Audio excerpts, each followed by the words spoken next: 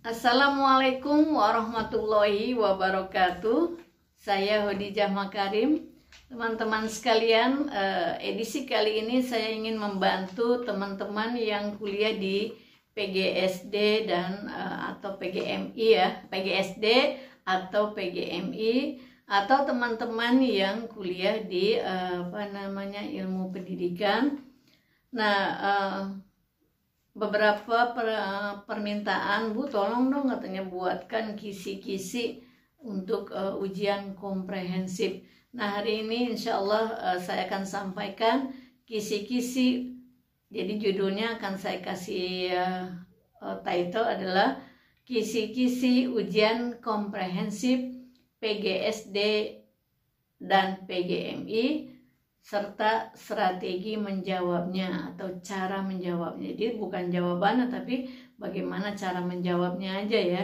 Soalnya kalau jawabannya nanti kelamaan ya, kebanyakan. Nanti silahkan teman-teman jawabannya nanti cari sendiri dan kembangkan sendiri. Baik teman-teman sekalian, karena PGSD atau PGMI adalah program studi yang mempelajari tentang pendidikan, maka nomor satu saya letakkan, yaitu pertanyaannya begini: sebutkan definisi pendidikan menurut Undang-Undang Sistem Pendidikan Nasional tahun 2003. Kenapa harus menurut undang-undang? Harus dipelajari dan dipahami. Banyak sekali definisi pendidikan, tapi kadang-kadang teman-teman suka salah mengambil gitu. Jadi yang diambilnya adalah tidak memenuhi syarat untuk sebuah definisi pendidikan. Oleh karena itu saya pilihkan saja yang sudah pasti, insya Allah kebenarannya sudah teruji, yaitu definisi pendidikan menurut Undang-Undang Sistem Pendidikan Nasional. Baca, pahami, hafalkan. Loh, kok Bu harus dihafalkan? Iya, untuk memahami pasti harus melalui proses hafal dulu ya. Kemudian setelah menghafal, nomor 2, apa maknanya? Makna yang terkandung di dalam definisi pendidikan menurut Undang-Undang Sistem Pendidikan Nasional. Misalnya satu contoh, itu ada kata usaha sadar misalnya. 2 kata usaha sadar. Lalu ada terencana ya. Ada mengembangkan potensi. Nah, itu apa makna dari usaha sadar? Makna dari terencana, makna mengembangkan potensi, ya itu pelajari maknanya apa. Yang ketiga, apa tujuan pendidikan? Nah, di dalam yang termaktub di dalam Undang-Undang Sistem Pendidikan Nasional itu, apa tujuannya? Ya, apakah bikin anak-anak pintar? Mengajak orang menjadi dewasa atau apa? Silahkan pelajari. Apa tujuan pendidikan? Kemudian yang keempat, pertanyaan yang keempat, kisi-kisi yang keempat adalah sebutkan dan jelaskan syarat-syarat menjadi pendidik formal. Jadi karena sebutkan dan jelaskan, kamu menjawabnya nanti sebutkan dulu syaratnya lalu jelaskan satu persatu. Pendidik formal, jadi sebutkan dan jelaskan syarat-syarat menjadi pendidik formal. Pendidik formal itu di mana? Ya di lembaga formal. Lembaga formal itu apa? Di sekolah. Ya, jadi bukan di kursus, bukan private dan sebagainya. Jadi apa syaratnya untuk menjadi guru di sekolah, kan gitu gampangnya.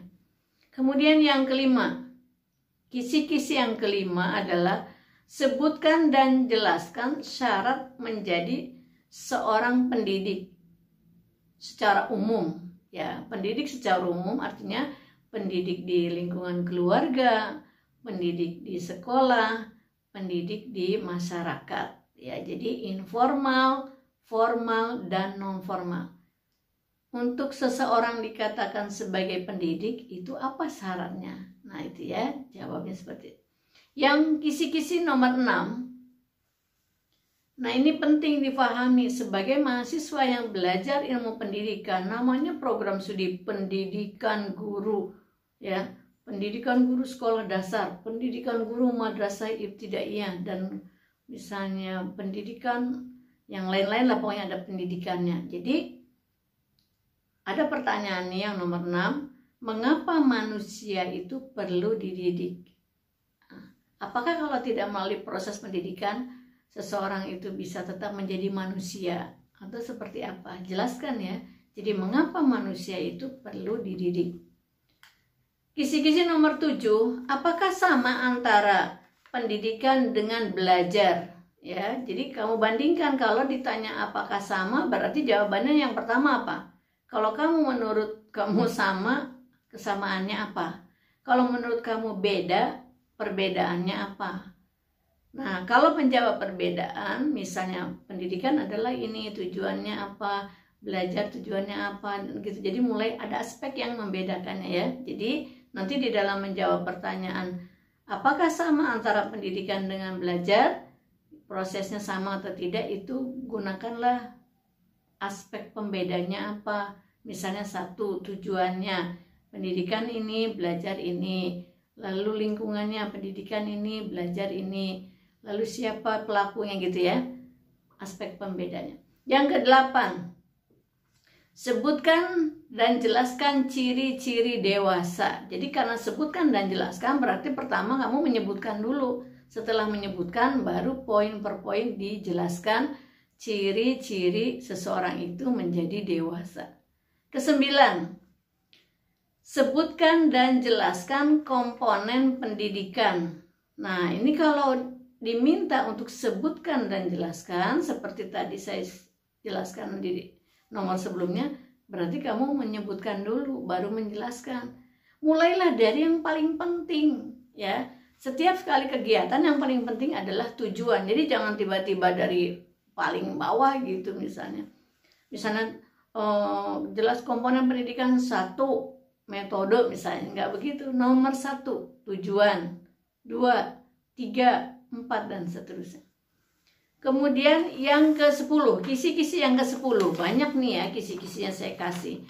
Jelaskan perbedaan antara lingkungan informal, formal, dan non-formal. Untuk membedakan jawabannya menggunakan aspek pembeda. Ya, contoh, tujuan pendidikan formal ini, informal ini, formal ini. Maksud saya, tujuan informal, tujuan pendidikan formal, tujuan non-formal ini. Tempat belajarnya informal ini, formal ini, non-formal ini, gitu ya, dan seterusnya. Yang ke-11, nah ini kadang-kadang mahasiswa yang belajar di PGSD PGMI lupa sama kompetensinya. Pahami ya, ini pertanyaannya, jelaskan kompetensi guru SD. Ya, guru SD artinya SD apa saja, SD negeri, SD swasta, SD IT ya. Apa itu adalah kompetensinya apa. Kemudian yang ke-12, sebutkanlah dan jelaskan komponen kurikulum. Sama seperti tadi cara menjawabnya. Ada loh mahasiswa yang nggak tahu komponen kurikulum itu apa, tapi sebetulnya dia sudah jadi guru ya. Jadi oleh karena itu pahami ya, komponen kurikulum itu apa. 1, tujuan, 2, 3, 4 gitu ya. Kemudian yang ke-5, apa yang kamu ketahui tentang macam-macam metode mengajar? Ya, jadi ini kan ditanyanya apa yang kamu ketahui. Jadi jangan cuma menyebutkan, ditambahlah dengan bagaimana cara memvariasikan metode mengajar. Ditambahkan juga penjelasan apa manfaat memvariasikan metode mengajar dalam proses pembelajaran. Dan di dalam menyebutkan metode mengajar jangan cuma 1, metode ceramah, 2, metode tanya jawab, 3, metode demonstrasi. Udah cuma segitu taunya.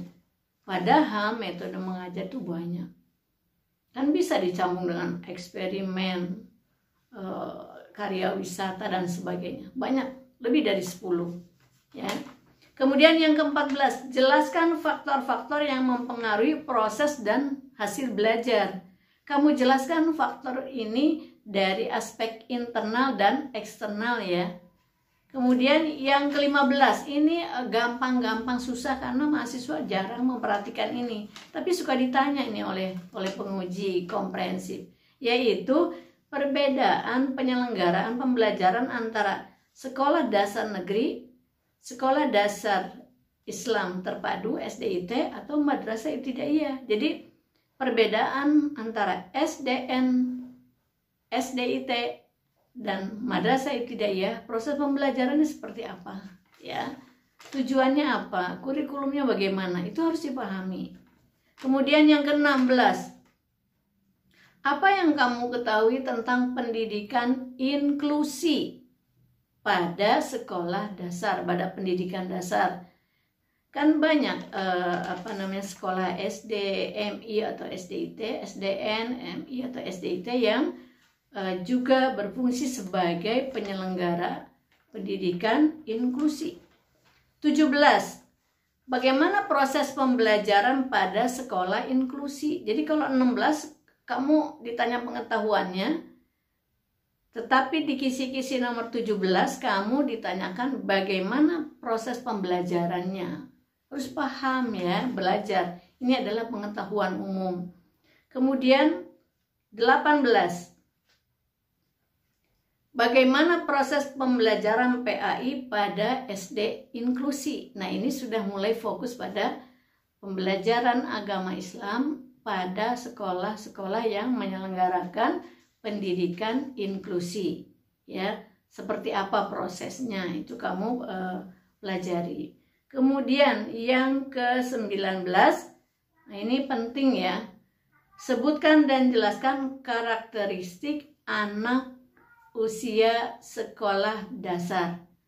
Karakteristiknya seperti apa? Kamu harus kenal karena kamu kan nanti akan mengajar di sekolah dasar. Apakah SDIT, SDN atau MI. Yang ke-20, ya. Yang nomor 20. Sebutkan dan jelaskan masalah-masalah yang biasa dialami oleh anak-anak sekolah dasar. Ya, MI, SDIT itu biasanya usia antara 7 sampai 12 tahun yang berada di sekolah itu, apa masalahnya? Pelajari itu. Kemudian yang ke-21, bagaimana cara, nah ini udah masuk ke karakter ya. Bagaimana cara membiasakan mengucapkan 3 kata ajaib di lingkungan sekolah, ya.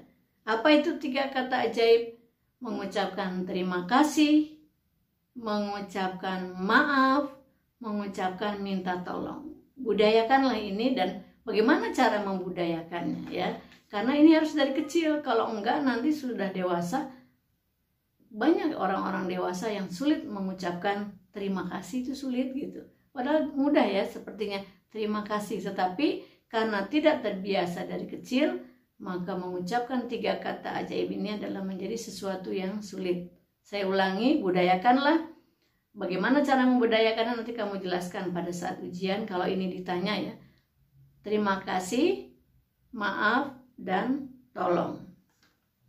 Yang terakhir, bagaimana cara mengatasi kesulitan belajar siswa? Nah, kalau ini yang ditanya, kamu jawablah melalui tahapan-tahapan sebagai berikut. Ya, jadi kalau misalnya bagaimana cara mengatasi kesulitan belajar siswa, jangan langsung dijawab dengan common sense, tapi dengan ilmiah. Yaitu 1, kamu lakukan identifikasi masalah. Yang kedua, mendiagnosa masalah. Dan yang ketiga, memberikan terapi atau solusi. Dan yang keempat adalah mengevaluasi solusi.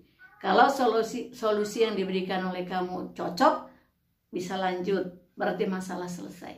Tapi kalau nggak cocok, kamu evaluasi lagi, mungkin identifikasinya keliru, mungkin mendiagnosanya keliru, atau salah memberikan solusi.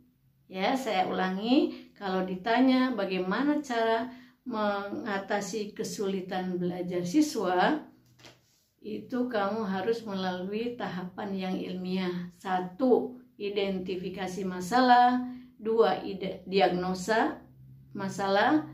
3, memberikan solusi atau terapinya kayak apa. Dan yang keempat, evaluasi terhadap solusi yang sudah diberikan. Nah, baik teman-teman, tentang kisi-kisi ujian komprehensif PGSD PGMI, demikianlah. Insya Allah ini kalau kamu paham ini, ujiannya lancar dan sukses. Jangan lupa dukung terus channel ini dengan subscribe, like, dan komen, dan share ke teman-temanmu yang akan melaksanakan ujian komprehensif.